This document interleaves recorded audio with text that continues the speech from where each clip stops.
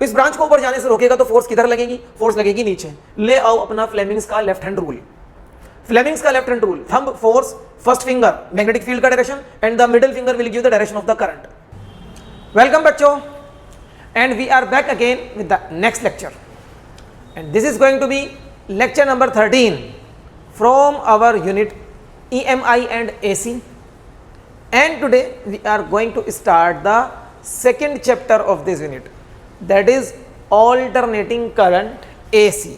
तो अभी हम इसको अंडरलाइन कर देते हैं। We are going to start alternating current today,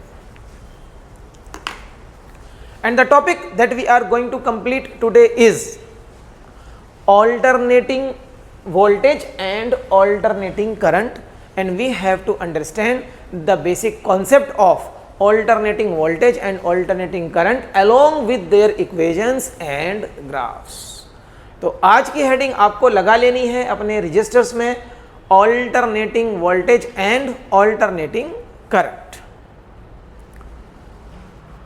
इसको स्टार्ट करने से पहले आपको करंट इलेक्ट्रिसिटी वाला चैप्टर याद दिलाऊंगा मैं। Current electricity second unit of our class 12th syllabus. Current electricity आपने क्लास 10th में भी किया था, इलेक्ट्रिसिटी चैप्टर। करंट इलेक्ट्रिसिटी में जो करंट और पोटेंशियल डिफरेंस हम डील करते थे, वहाँ पर इलेक्ट्रिक करंट और इलेक्ट्रिक पोटेंशियल डिफरेंस की वैल्यूज़ कांस्टेंट रहा करती थी। कांस्टेंट करंट फ्लो करता था बिकॉज उस करंट को प्रोवाइड करने वाला सोर्स, करंट को प्रोवाइड करने वाला सोर्स क्या होता है, पोटेंशियल डिफरेंस। तो पोटेंशियल डिफरेंस भी कांस्टेंट वैल्यू का था, तो उससे जो करंट आता था वो भी कांस्टेंट वैल्यू का होता था। एंड ये कांस्टेंट करंट जो हमें सेल या बैटरी से मिलता है, इसको हम बोलते हैं डायरेक्ट करंट। डायरेक्ट करंट या फिर शॉर्ट में डीसी। और डायरेक्ट करंट जिस पोटेंशियल डिफरेंस से आता है उसको हम डायरेक्ट वोल्टेज भी कह सकते हैं या डीसी वोल्टेज। डायरेक्ट वोल्टेज को डीसी वोल्टेज और डायरेक्ट करंट को डीसी। ओके, डायरेक्ट वोल्टेज या डायरेक्ट करंट के साथ ये प्रॉब्लम है कि डायरेक्ट वोल्टेज लो वोल्टेजेस पर ही मिलता है हमको। तो यहां प्रॉब्लम हो जाती है ट्रांसमिशन ऑफ इलेक्ट्रिसिटी को लेकर। Transmission of electricity low voltages पर काफ़ी ज़्यादा एनर्जी लॉस हो जाता है। लेकिन अगर हम चाहते हैं कि ट्रांसमिशन ऑफ इलेक्ट्रिकल एनर्जी में एनर्जी लॉसेस ना हो, तो हमारे पास उसका ऑल्टरनेटिव है, and that alternative is alternating voltage. Alternating voltage क्या होता है? ऑल्टरनेटिंग वोल्टेज का मतलब है कि ऐसा वोल्टेज, ऐसा पोटेंशियल डिफरेंस जिसका मैग्नीट्यूड कंटिन्यूसली चेंज होता रहता है टाइम के साथ साथ, और उसका डायरेक्शन भी एक परफेक्ट टाइम के बाद रिवर्स करता है। चेंज नहीं बोला मैंने, रिवर्स बोला है, रिवर्स कर जाता है। तो लिखेंगे हम यहां पर ऑल्टरनेटिंग वोल्टेज के लिए डेफिनेशन। ऑल्टरनेटिंग ईएमएफ कह सकते हैं हम इसको, या ऑल्टरनेटिंग वोल्टेज भी बोला जा सकता है। ऑल्टरनेटिंग वोल्टेज, और शॉर्ट में इसी को हम बोलते हैं AC voltage। AC voltage। Now what is alternating EMF? Definition.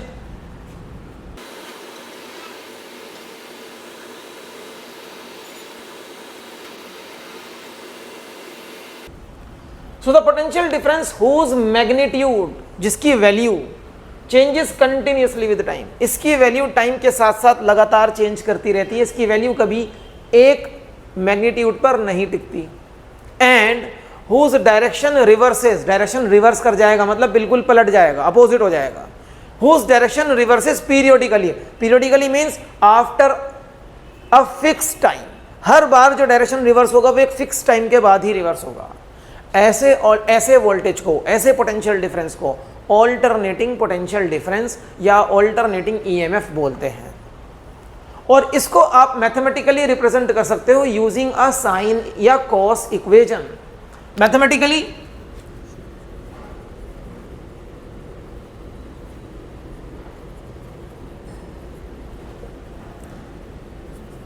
E is equals to E naught sin omega t represents alternating EMF, where E is alternating EMF. बाकी चीजें क्या है ये धीरे धीरे अभी आपको इसी लेक्चर में क्लियर हो जाएंगी. नाउ द क्वेश्चन इज, जैसे डायरेक्ट वोल्टेज हमें सेल या बैटरी से मिलता था, ये ऑल्टरनेटिंग वोल्टेज किस चीज से मिलेगा? ये सेल या बैटरी से तो नहीं मिलेगा, फिर ये किस चीज से मिलेगा? देखो, ऑल्टरनेटिंग वोल्टेज हम जनरेट कर सकते हैं.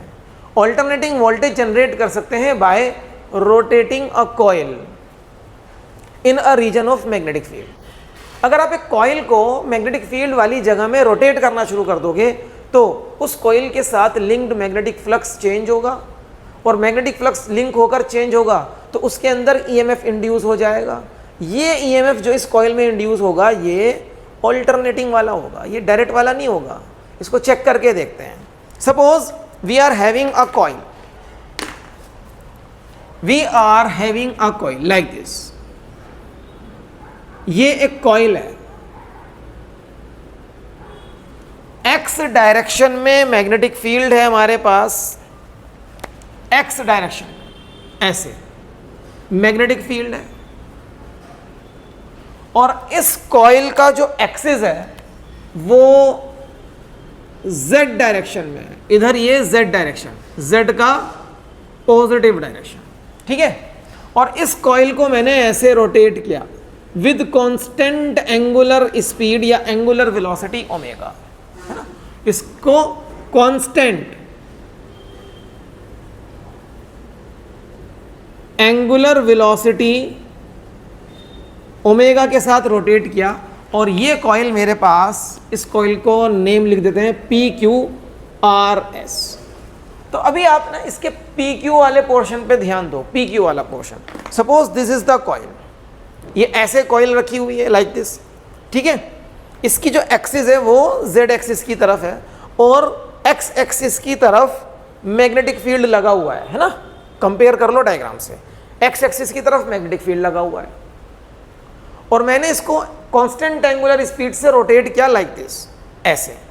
तो देखो ये कॉइल है PQRS, है ना, PQRS बिल्कुल ऐसे लिखा है. तो PQ वाली ब्रांच पे ध्यान देना है आपको. जब मैं इसको रोटेट करूंगा, अभी आप देखो PQ वाली ब्रांच किधर जा रही है, ऊपर या नीचे, बस इतना देखो. ऊपर जा रही है PQ वाली ब्रांच, ये PQ, ये धीरे धीरे ऊपर, ये ऊपर जा रही है धीरे धीरे, PQ वाली ब्रांच ऊपर जा रही है. So the induced current will flow in it in such a direction that it will oppose the cause of its own production. इसके अंदर induced current, अच्छा पहले ये देख लेते हैं कि induced current आएगा क्यों, है ना. चलिए देख लेते हैं, कोई दिक्कत नहीं है. पिछले कुछ लेक्चर्स में यही तो सीखा है हमने कि induced current या induced EMF क्यों आता है. induced EMF हमेशा उस केस में ही आएगा जब कॉइल के साथ लिंक्ड मैग्नेटिक फ्लक्स चेंज होता है. क्या यहाँ पर कॉइल के साथ लिंक्ड मैग्नेटिक फ्लक्स चेंज हो रहा है? पहले तो ये देख लेते हैं कि मैग्नेटिक फ्लक्स लिंक हुआ है या नहीं. मैग्नेटिक फ्लक्स का फॉर्मूला होता है NBA cos थीटा. सब चीज़ें याद होंगी. N is number of turns in this coil, B is magnetic field, ये कॉइल मैग्नेटिक फील्ड में है, ठीक है, ये भी है, ये भी है. A is area of the coil linked with the magnetic field lines. इस कॉइल का एरिया, ये एरिया, इसके थ्रू मैग्नेटिक फील्ड लाइंस जा रही हैं तो एरिया लिंक हो गया. यस, ये भी लिंक हो गया. And theta is the angle between the direction of the magnetic field lines, between the direction of the magnetic field lines and normal to the area. तो इनके बीच में एंगल है, हाँ है, अभी जीरो है, लेकिन जब रोटेट करेगा तो देखो नॉर्मल इधर हो जाएगा लेकिन मैग्नेटिक फील्ड ऐसे ही रहेगा. तो जब ये रोटेट करेगा तो एंगल चेंज हो रहा है. इस बार एंगल इज चेंजिंग. आपने जो पीछे इलेक्ट्रोमैग्नेटिक इंडक्शन वाले चैप्टर में फैराडेज एक्सपेरिमेंट करे, नंबर 1, नंबर 2, नंबर 3, वहां पर आपने देखा कि किसी एक्सपेरिमेंट में एरिया चेंज होता था, किसी एक्सपेरिमेंट में मैग्नेटिक फील्ड चेंज होता था, और मैंने आपको बोला था कि एंगल भी चेंज हो सकता है. तो angle can be changed by rotating the coil. Coil को रोटेट करके हम एंगल चेंज करा सकते हैं, ठीक है. देखो पीछे वाले चैप्टर की चीज़ें यहाँ पर रिलेटेड हैं, इसीलिए दोनों चैप्टर एक यूनिट में हैं, इसीलिए दोनों चैप्टर एक यूनिट में है, EMI एंड AC. तो चलो बैक टू द टॉपिक आते हैं. जैसे जैसे कॉइल रोटेट करेगी तो ये जो, ये अब आप समझो कि ये दिस इज नॉर्मल है ना, ये नॉर्मल है, ये नॉर्मल है. देखो कॉइल के साथ साथ नॉर्मल रोटेट करेगा, तो मैग्नेटिक फील्ड से जो इसका एंगल अभी जीरो था वो 10 degree, 20 degree, 30 degree, 45 degree, 60 degree, 80 degree, 90 degree ऐसे रोटेट करता रहेगा। तो angle is changing. If angle is changing then flux is changing. तो फ्लक्स चेंज होगा तो इसके अंदर इंड्यूस ईएमएफ और इंड्यूस करंट आएगा। इंड्यूस करंट क्यों आएगा? क्योंकि सर्किट क्लोज है। तो अब आप देखो, वापस से आओ, PQ वाली ब्रांच को ध्यान से देखो। जैसे जैसे कॉइल रोटेट कर रही है तो PQ वाली ब्रांच ऊपर जा रही है। So the direction of induce current will such that it will oppose the course of its own production. मतलब ये इस ब्रांच को ऊपर जाने से रोकेगा। इस ब्रांच को ऊपर जाने से रोकेगा तो फोर्स किधर लगेगी? फोर्स लगेगी नीचे। ले आओ अपना फ्लेमिंग्स का लेफ्ट हैंड रूल। फ्लेमिंग्स का left hand rule, thumb force, first finger magnetic field का direction and the middle finger will give the direction of the current. तो फोर्स किधर लगेगी? इसको रोकने के लिए नीचे, तो थंब गया नीचे। मैग्नेटिक फील्ड का डायरेक्शन ये है, फिंगर का डायरेक्शन किधर आ गया? फिंगर डायरेक्शन इधर, ऐसे। तो PQ वाली ब्रांच में करंट फ्लो करेगा P से Q। देखो P से Q, ये फिंगर, ये वाली फिंगर देखो, ये वाली मिडिल फिंगर मैग्नेटिक फील्ड के डायरेक्शन में मैग्नेटिक फील्ड की फिंगर है, फोर्स के डायरेक्शन में थंब है, तो मिडिल फिंगर जा रही है अंदर की तरफ, P to Q। तो P से Q की तरफ, P से Q की तरफ करंट फ्लो करना शुरू कर देगा जैसे जैसे ये कॉइल ऐसे रोटेट कर रही है। तो करंट का डायरेक्शन हो जाएगा PQRS, PQRS, PQRS। ऐसे करंट फ्लो कर रहा है अभी। इतना समझ में आ रहा है? देखो ध्यान से, अभी करंट का डायरेक्शन ये होगा। क्यों? क्योंकि PQ वाली ब्रांच ऊपर जा रही है, तो इसको रोकने के लिए जो फोर्स लगेगी, अपोजिंग फोर्स, वो नीचे की तरफ लगेगी ना। अपोजिंग फोर्स लेंज रूल के अकॉर्डिंग अपोजिंग फोर्स नीचे की तरफ लगेगी। तो FBI फोर्स नीचे, मैग्नेटिक फील्ड उधर, मैग्नेटिक फील्ड फोर्स नीचे, मैग्नेटिक फील्ड इधर, तो करंट की फिंगर अंदर, मतलब P से Q। So the direction of the current is, current flows along PQRSP। इस डायरेक्शन में करंट फ्लो कर रहा है, PQRSP, PQRSP, PQRSP, PQRSP, ऐसे करंट फ्लो कर रहा है। कब तक करेगा? जब तक ये ब्रांच ऊपर जाती रहेगी, PQ ब्रांच, जब तक ये ब्रांच ऊपर जाती रहेगी ये होता रहेगा।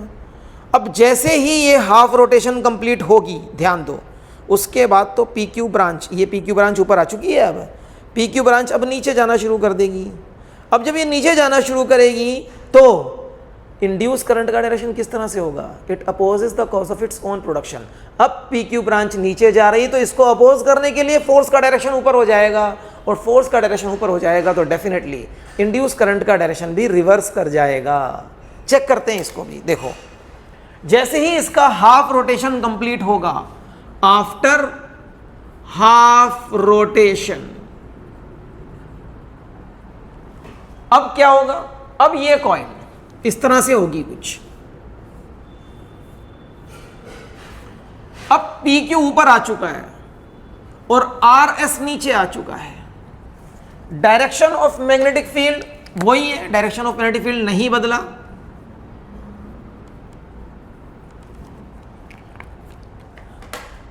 एक्सिस ऑफ रोटेशन भी अपनी जगह पर ही है और सेंस ऑफ रोटेशन भी वही है। कांस्टेंट एंगुलर स्पीड ओमेगा से ये घूम रही है। अब PQ ब्रांच नीचे जा रही है, तो इसको रोकने के लिए अपोजिंग फोर्स किधर लगेगा? ऊपर की तरफ लगेगा। अपोजिंग फोर्स ऊपर लगेगा, then I will make use of Fleming's left hand rule. Opposing force ऊपर, मैग्नेटिक फील्ड का डायरेक्शन यही है जो था। देखो फिंगर करंट वाली बाहर की तरफ आ गई।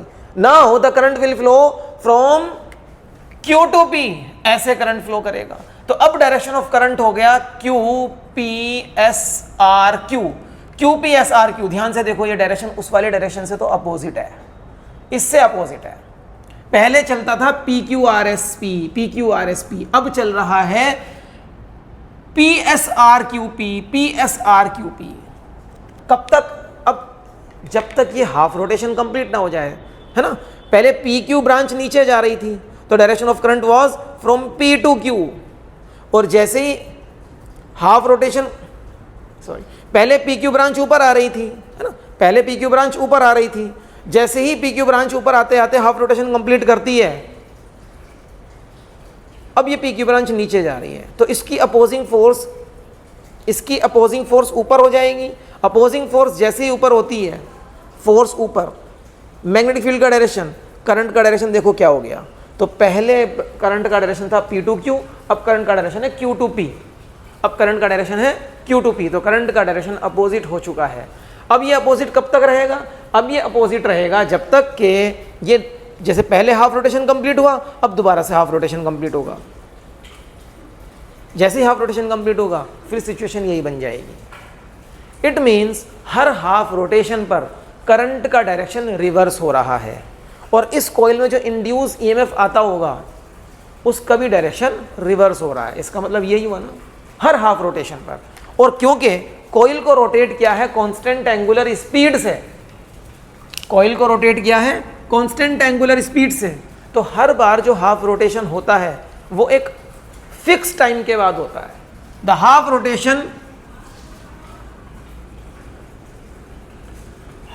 रोटेशन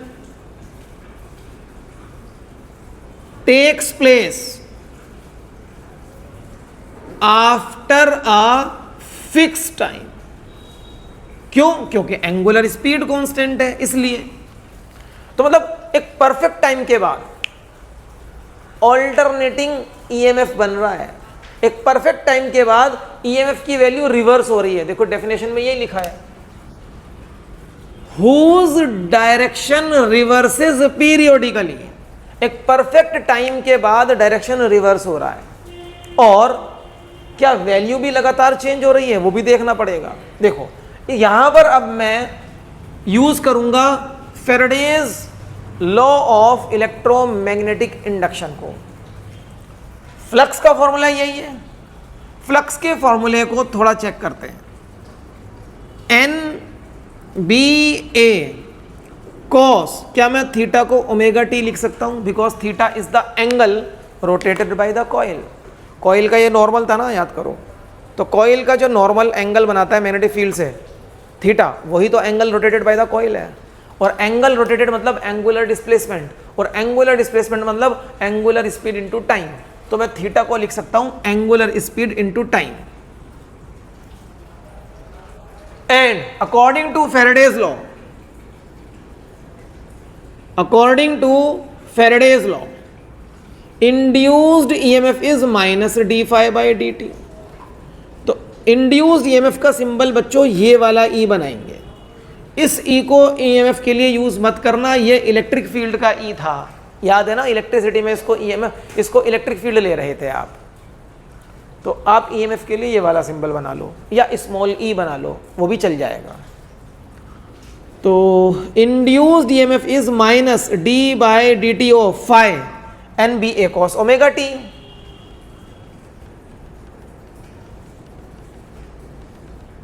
NBA कांस्टेंट है, बाहर आ जाएंगे। नेगेटिव साइन पहले ही लिखा हुआ है। d by D T of cos omega T, और कॉस का डिफरेंशिएशन होता है माइनस साइन, और ओमेगा टी में से ओमेगा टी का डिफरेंशिएशन करोगे तो ओमेगा बाहर आ जाएगा साथ में। माइनस से माइनस कैंसिल होगा और हमें मिलेगा answer NBA omega sine omega T. ध्यान दो, n constant, magnetic field constant, area of the coil constant, angular speed constant, ये सब चीजें कांस्टेंट हैं। ये सब चीजें कांस्टेंट हैं। और E is proportional to sine. E depend करता है साइन पर। जैसा ग्राफ साइन का होगा वैसा ही ग्राफ EMF का होगा। अब साइन का ग्राफ कैसा होता है? साइन का ग्राफ तो हमें पता है ना, साइन का ग्राफ कैसे होता है।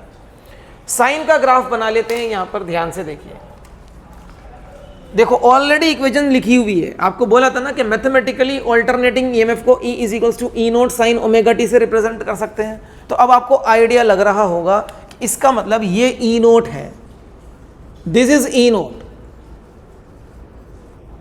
NBA ओमेगा की जगह ई नोट आने वाला है। What is this E note? अभी चेक करेंगे, पहले ग्राफ बना लेते हैं। ग्राफ ड्रॉ करूंगा मैं यहां पर।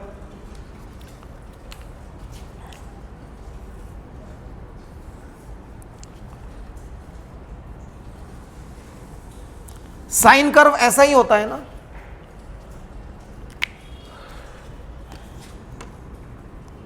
ये maximum value of sine curve और ये दूसरे डायरेक्शन में maximum value of sine curve. ये ग्राफ हम बना रहे हैं ईएमएफ के लिए which depends on time according to sine equation, क्योंकि टाइम आ रहा है साइन ओमेगा टी में टाइम आ रहा है ना। तो the graph is for EMF, इधर ईएमएफ का डायरेक्शन होगा एंड इधर time is increasing like this, time का पॉजिटिव डायरेक्शन, ये ओरिजिन है। साइन की मैक्सिमम वैल्यू 1 होती है, लेकिन साइन से पहले अगर कुछ लिखा हो तो 1 से वो मल्टीप्लाई हो जाएगा, एन बी ए ओमेगा, जिसको ई नोट कह दिया है।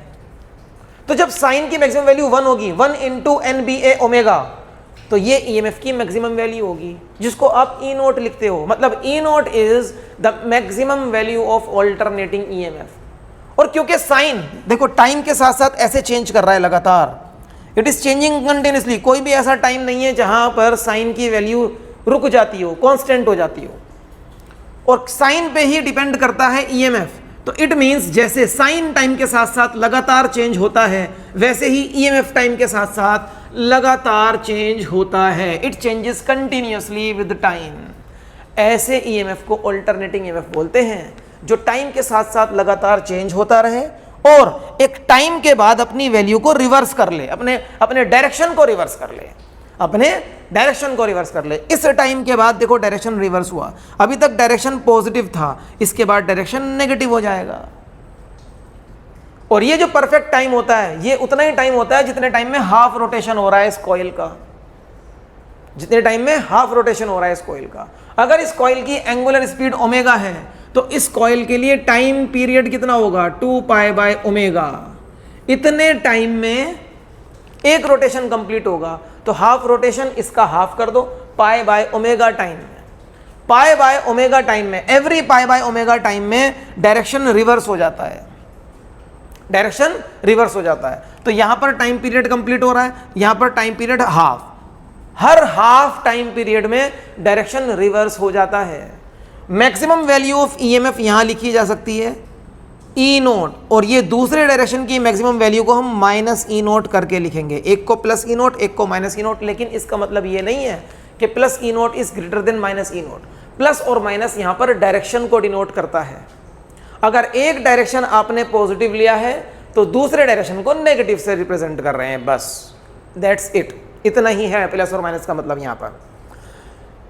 तो maximum value of EMF is E note. इस इक्वेशन में what is E note? E naught is the maximum value of EMF. इसको पीक वैल्यू ऑफ ईएमएफ या ईएमएफ का एम्पलीट्यूड भी बोलते हैं। एम्पलीट्यूड का मतलब होता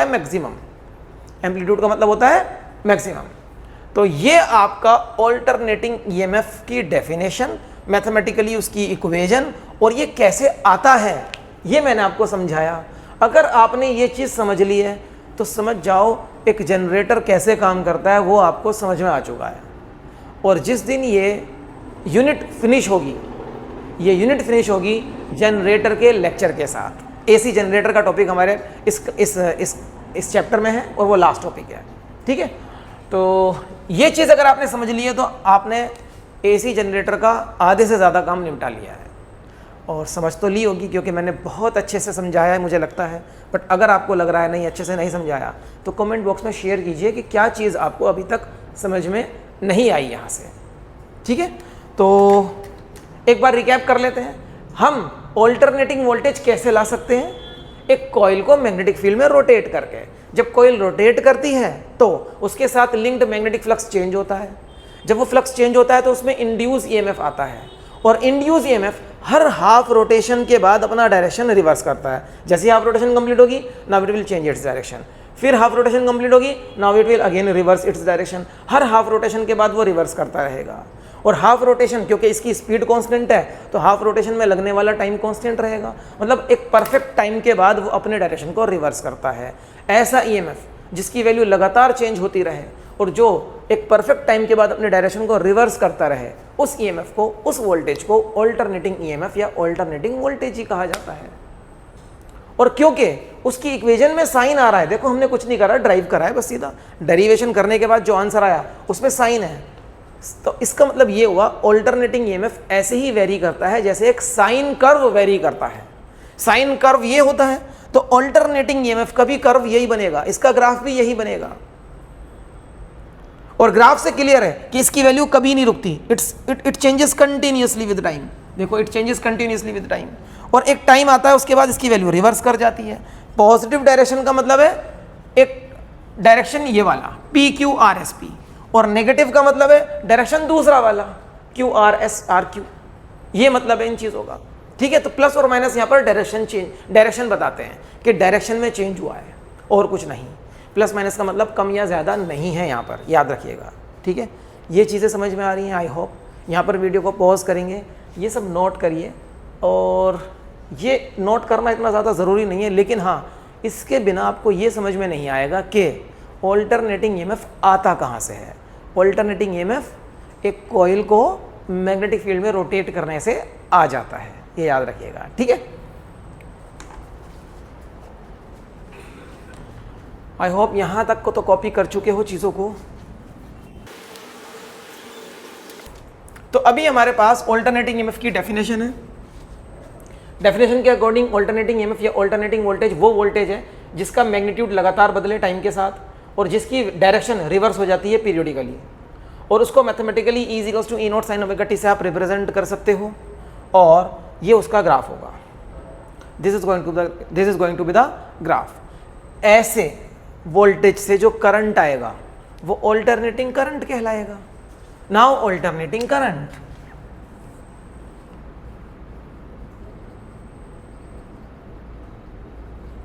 ऑल्टरनेटिंग करंट, तो ऑल्टरनेटिंग करंट की डेफिनेशन भी यही है, बस पोटेंशियल डिफरेंस की जगह आपको करंट लिख देना है।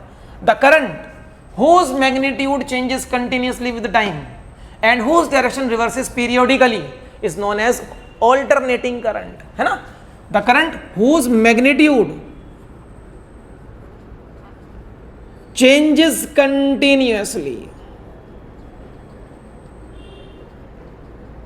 and direction reverses periodically is known as alternating current। और अगर ऑल्टरनेटिंग ईएमएफ की इक्वेशन मैथमेटिकली ये हो सकती है तो ऑल्टरनेटिंग करंट की इक्वेशन भी तो ये हो सकती है, I naught sine omega T. Now we will try to understand what is I, what is I naught, what is omega and what is small T. और यहाँ पर भी ये चीज़ें समझनी है, what is E naught, omega and T. यहाँ पर तो मैंने आपको बता दिया है, ई इज ऑल्टरनेटिंग ईएमएफ, तो I is alternating current. Actual में इसका पूरा नाम होगा instantaneous value of alternating current. तो ठीक वैसे ही यहां पर इसको हम क्या बोलेंगे, instantaneous value of alternating EMF. I naught is peak value या maximum value of alternating current. इसी तरीके से E naught is peak value या maximum value of alternating current. इसको एम्पलीट्यूड भी बोलते हैं। ई नॉट को आप कह सकते हो ईएमएफ का एम्पलीट्यूड, और आई नॉट को आप बोल सकते हो करंट एम्पलीट्यूड। ठीक है, ओमेगा, ओमेगा को कहा जाता है एंगुलर फ्रीक्वेंसी।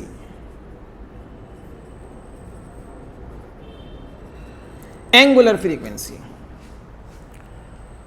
और ये angular frequency it is equal to the speed with which the coil is rotating. जो कॉइल आपने रोटेट कराई थी ना अभी मैग्नेटिक फील्ड में, उसकी एंगुलर स्पीड जो थी वही एंगुलर स्पीड ओमेगा यहां पर एंगुलर फ्रीक्वेंसी ऑफ एसी कहलाता है। एंगुलर फ्रीक्वेंसी ऑफ एसी कह सकते हो आपको, एसी मतलब alternating current. Okay, angular frequency. और ओमेगा को अगर आप 2 पाई न्यू करके लिख दो, न्यू या स्मॉल एफ कुछ भी लिख सकते हो यहां पर, तो ये जो न्यू आया है अब, nu is equals to omega upon 2 pi, इसको बोलते हैं frequency. Frequency of alternating current. Frequency मतलब number of times the coil is rotating in 1 second, या number of rotations the coil is completing in 1 second. इसी को बोलेंगे frequency of the alternating current. और इसकी एसआई यूनिट हो जाती है पर सेकंड या उसी को आप बोलते हो हर्ट्ज। फ्रीक्वेंसी की ऐसा यूनिट पहले से पता होगी आपको, याद दिला दी मैंने दोबारा से, पर सेकंड या हर्ट्ज बोलते हैं, है ना, पर सेकंड या हर्ट्ज। और ये टाइम पीरियड का ही तो रेसिप्रोकल होता है। आप याद करो, आपने पहले पढ़ा हुआ है ये सब कि फ्रीक्वेंसी जो होता है वो टाइम पीरियड का रेसिप्रोकल होता है। यहां बताऊंगा, frequency is reciprocal of time period, ये टाइम पीरियड का रेसिप्रोकल होता है। And what is small T? Small T is nothing but the given time. अभी क्या टाइम हुआ है, जो आप चीजों को ऑब्जर्व कर रहे हो, किस टाइम पे ऑब्जर्व कर रहे हो, T is time, T is given time. Okay, तो फ्रीक्वेंसी समझ में आ रहा है? फ्रीक्वेंसी का मतलब है कि एक सेकंड में उस कॉइल ने, जिस कॉइल को रोटेट करके आपने ऑल्टरनेटिंग ईएमएफ बनाया ना, उसने एक सेकंड में कितने राउंड कंप्लीट करे हैं। और एक सेकंड में 2 बार डायरेक्शन रिवर्स हो जाता है, सॉरी एक राउंड में 2 बार डायरेक्शन रिवर्स हो जाता है। तो जितनी बार राउंड्स कंप्लीट हुए होंगे उससे डबल टाइम्स डायरेक्शन रिवर्स हो गया होगा। एंड जनरली इंडिया में जो हमारा ऑल्टरनेटिंग करंट होता है वो 50 हर्ट्ज फ्रीक्वेंसी का होता है, याद रखना। इन इंडिया जो हमारा ऑल्टरनेटिंग ईएमएफ होता है वो 50 हर्ट्ज फ्रीक्वेंसी का होता है। ओके, तो E is equals to E naught sine omega T के अकॉर्डिंग ये ग्राफ है। I is equals to I naught sine omega T का ग्राफ भी कुछ सिमिलर ही बनेगा, साइन वाला ग्राफ ही बनेगा, लाइक दिस। इसको अगर हम ब्रेक करें 2 इक्वल पार्ट में, क्योंकि ये टाइम एक्सिस है, तो यहां पर एक कंप्लीट टाइम हो चुका है, ये t/2। This is maximum value of current, इसको मैं लिखूंगा plus I note, and this is maximum value of current in the other direction, इसको लिखूंगा माइनस आई नोट। और ये ऑल्टरनेटिंग करंट की एक्सिस, इधर इसका डायरेक्शन लेंगे पॉजिटिव। ओके, ये ऑल्टरनेटिंग करंट का ग्राफ हो गया, ये ऑल्टरनेटिंग ईएमएफ का ग्राफ हो गया। So we have got the equations of alternating voltage and alternating current and graphs as well. और जिन चीज़ों को आप साइन इक्वेशन या साइन फंक्शन से रिप्रेजेंट कर सकते हो, उन चीज़ों को आप कोस से भी रिप्रेजेंट कर सकते हो, क्योंकि साइन और कोस में ज़्यादा फर्क नहीं होता, they differ by 90 degree phase only, उनमें सिर्फ 90 डिग्री का फेज डिफरेंस होता है। तो यहाँ पर एक चीज़ याद रखेंगे हम कि इनकी इक्वेशंस अगर साइन के साथ हैं तो इनकी इक्वेशन कोस के साथ भी हो सकती हैं बच्चों, ठीक है। अभी आपको ऑल्टरनेटिंग करंट वाला पोर्शन वीडियो को पॉज करके इसको कॉपी कर लेना है, उसके बाद हम देखते हैं कुछ और चीज़ें और लेक्चर को करेंगे कंप्लीट।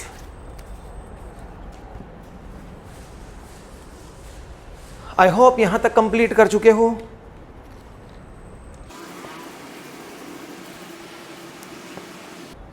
देखिए, अभी तक आपने जो आज इस लेक्चर में सीखा है वो है ऑल्टरनेटिंग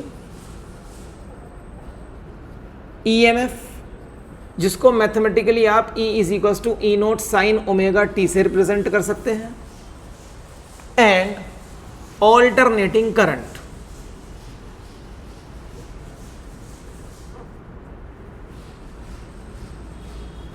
जिसको आप E is equals to I is equals to I naught sine omega T से रिप्रेजेंट कर सकते हैं। जैसा ईएमएफ है वैसा ही करंट आएगा। अगर ईएमएफ ऑल्टरनेटिंग है तो करंट भी उससे आपको ऑल्टरनेटिंग ही मिलेगा, ठीक है। ग्राफ दोनों के हमने ऑलरेडी बना लिए हैं। Suppose this is the graph of EMF, ये ईएमएफ की मैक्सिमम वैल्यू एक डायरेक्शन में और ये ईएमएफ की मैक्सिमम वैल्यू दूसरे डायरेक्शन में, ठीक है ना। This is time axis positive direction, और इधर आप लिखेंगे EMF positive direction, alternating EMF. और इसी के ठीक नीचे अगर हम करंट का ग्राफ बना लें तो करंट का ग्राफ हो जाएगा कुछ ऐसा, वो भी तो साइन इक्वेशन को फॉलो कर रहा है। तो ये करंट के लिए इक्वेशन हो गई, ग्राफ हो गया, and this is the maximum value of current in one direction, और ये मैक्सिमम वैल्यू ऑफ करंट दूसरे डायरेक्शन में। ये ओरिजिन है और ये करंट की एक्सिस, ऑल्टरनेटिंग करंट, और इधर टाइम। ठीक है। जब एक साइकिल कंप्लीट हो जाती है तो हम बोलते हैं एक टाइम पीरियड कंप्लीट हो गया। ध्यान से सुन लो, जब एक साइकिल कंप्लीट हो जाती है मतलब उस कॉइल का एक रोटेशन कंप्लीट हो गया, हाफ रोटेशन, एक रोटेशन कंप्लीट हो गया लाइक दिस। देखो जैसे ही हाफ रोटेशन कंप्लीट होगा तो ये हाफ साइकिल कंप्लीट हो गई, और नेक्स्ट हाफ रोटेशन में नेक्स्ट हाफ साइकिल दूसरे डायरेक्शन में कंप्लीट हो गई। उसी के अकॉर्डिंग करंट आया, ठीक है। हाफ रोटेशन कंप्लीट हुआ तो करंट का डायरेक्शन था P टू Q, और नेक्स्ट हाफ रोटेशन हुआ तो करंट का डायरेक्शन हो गया रिवर्स Q टू P।